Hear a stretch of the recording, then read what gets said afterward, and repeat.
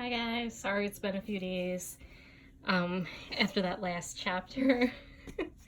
I don't know how I'm gonna be able to read through this without getting all mushy, but I'll try my best. So again, we're reading The Miraculous Journey of Edward Tulane, and the last chapter I read was chapter 10. So let's see where that was. Chapter 10 is here. And I'm gonna go to the last page. I don't even know if I want to read it again. I will. It says, "Ma," Lolly shouted.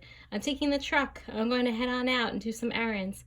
"Oh," came Nellie's tremulous voice. "That's wonderful, dear. Goodbye, then." "Goodbye," thought Edward as Lolly hauled the garbage can out to the truck. "Goodbye," Nellie called again, louder this time. Edward felt a sharp pain somewhere deep inside his china chest. For the first time, his heart called out to him. It said two words: Nellie Lawrence. Poor Edward, still in his little outfit among the trash. Chapter 11. Edward ended up at the dump. He lay on top of orange peels, coffee grounds, rancid bacon, and rubber tires. The first night he was at the top of the garbage heap, and so he was able to look up at the stars and find comfort in their light. In the morning, a short man came climbing through the trash and rubble. He stopped when he was standing on top of the highest pile. He put his hands under his armpits and flapped his elbows. The man crowed loudly. He shouted, "Who am I? I'm Ernest. Ernest, who is king of the world.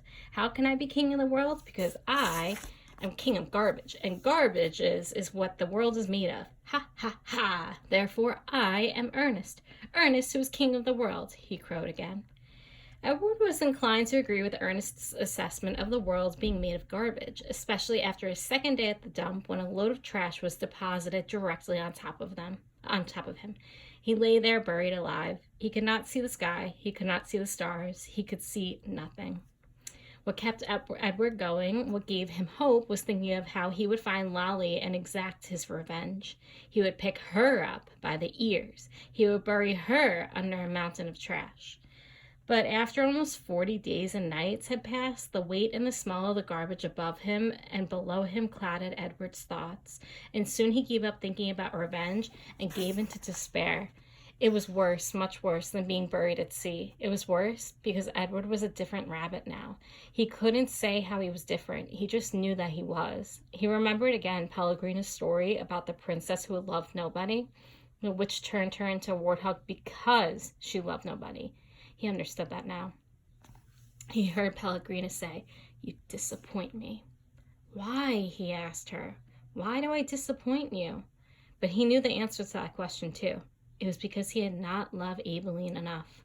And now she was gone from him, and he would never be able to make it right. And Nellie and Lawrence were gone too. He missed them terribly. He wanted to be with them. The rabbit wondered if that was love.